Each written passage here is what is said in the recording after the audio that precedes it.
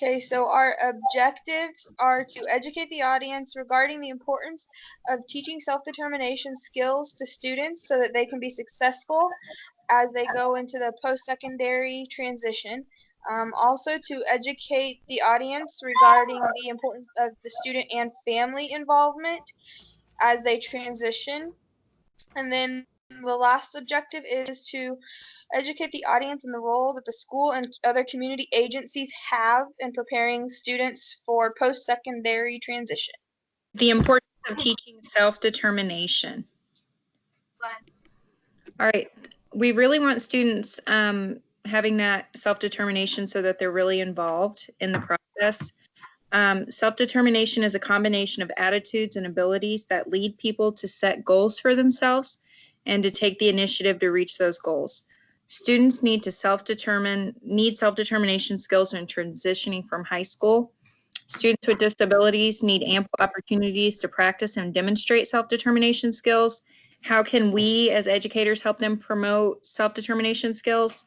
We really need to facilitate self-esteem building activities, create a sense of belonging within schools and communities, provide experiences for students and youth to use their talents, provide opportunities to contribute at school or join a social committee or group, things like that, provide opportunities for individuality and independence, identify caring adult mentors, and model a sense of self-esteem and self-confidence. Help students understand their exceptionality to improve their own self-determination. They're never going to know what to do if they don't know what's best for themselves.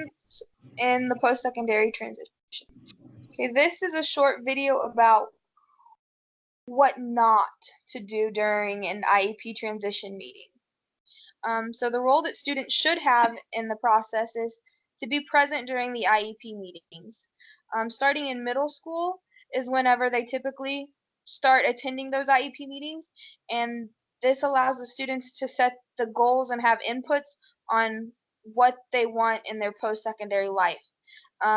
It's also important for the students to speak up and feel comfortable so that they are prepared for whenever they graduate.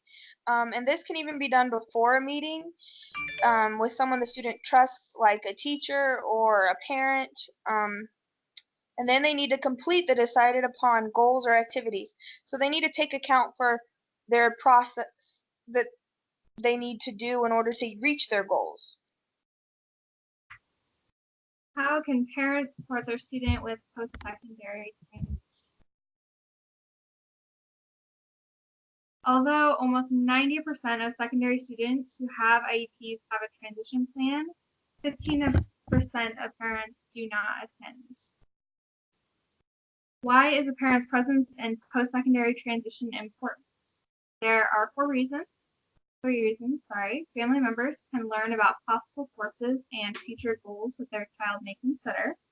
The more involved parents are, the more meaningful the IEP will be, and the culture of the family may play an important role in the transition implementation. So what this means is that family members are so important to come to these post-secondary transition meetings and to be involved with the post-secondary transition process, because parents have been with students through all of their IEP meetings, and sometimes they can see the bigger picture that teachers don't see outside of school. Parents know about the ins and outs of what their child does, and they know a lot more of the cultural aspects that teachers might not see. What is the role of the parent? So the role of the parent in an IEP meeting is to attend the meeting. In the transition process, it's also important for parents to help create that plan that includes their input about their child, inquire about information needed to address with their child, and provide informal learning opportunities at home. So it's important, again, that parents are involved because they can provide learning at home. They can make sure that the transition process and the transition plan is followed not only at school but outside of school.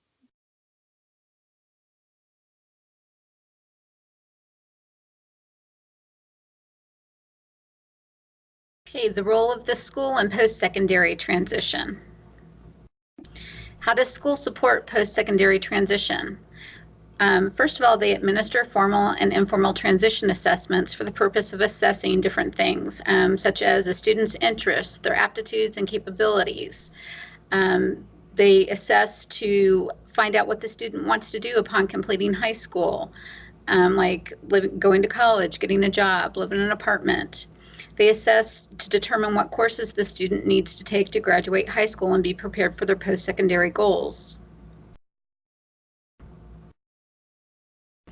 They assess what areas of transition are already strengths for the student, as well as those that they may need to improve upon.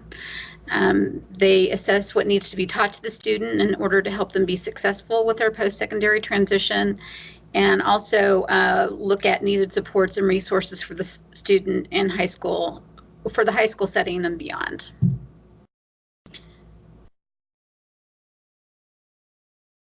Okay. Secondly, the school creates, with the help of the entire IEP team, an individualized transition plan for the student. And there's the state form that would be completed, but it must have an employment goal, an education goal, and if appropriate, an independent living goal. The role of the community in the post-secondary transition. Community agencies are both nationwide, statewide, and community-based, and they help youth with disabilities find opportunities, build networks of resources. They provide training and support throughout their transition and then beyond it. And this ensures that students are prepared to be informed self-advocates as they go into the communities as members. There are many resources here in the state of Missouri. One of them is IMPACT. It's a parent training, IMPACT, parent training and information.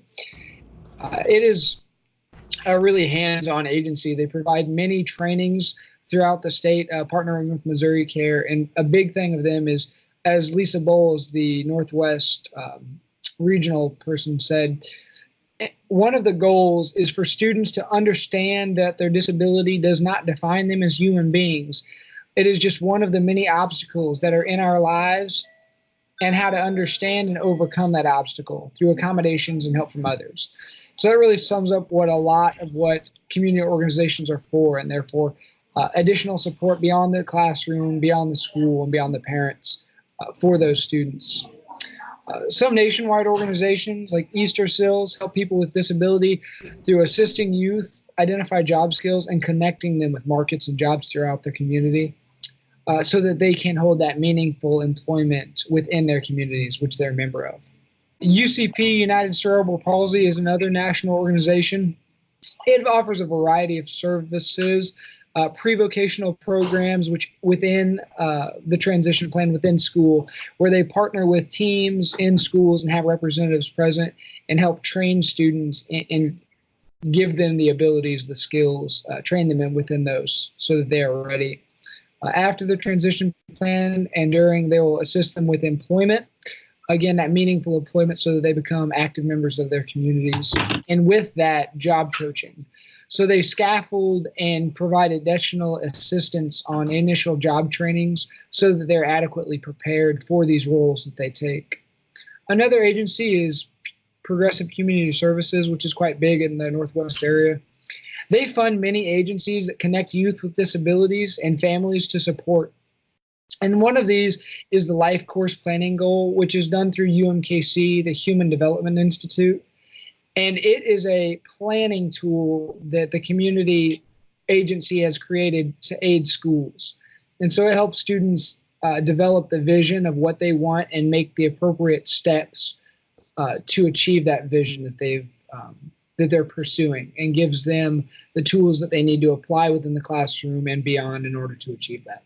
So it's an excellent resource linked at the bottom of this page. This is a short video of a community agency that's partnering with the North Kansas City School District to prepare youth with disabilities within their community for different job opportunities. Many districts and community agencies are partnering in a similar fashion and providing support for these individuals.